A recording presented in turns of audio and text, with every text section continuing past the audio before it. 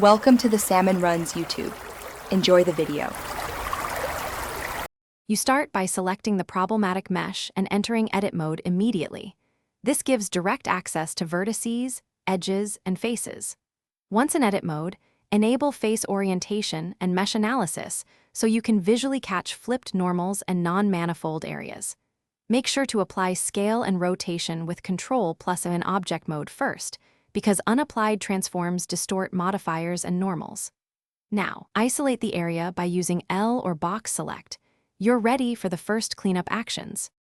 Next, you detect exact topology problems using select right arrow non-manifold, which highlights holes, interior faces, and stray geometry so you know what to repair. Once detected, recalculate normals with Shift plus N to get consistent outward-facing normals. If some faces stay inverted, flip them manually to preserve shading.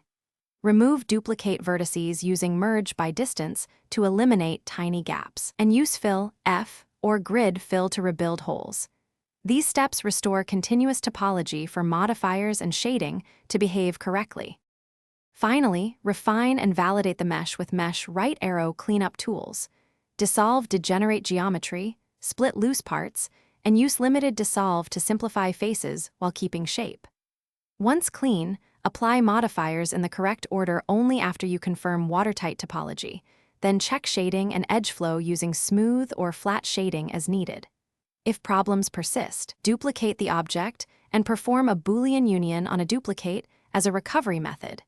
If you still see artifacts, inspect the mesh in wireframe for hidden non-manifold or internal faces.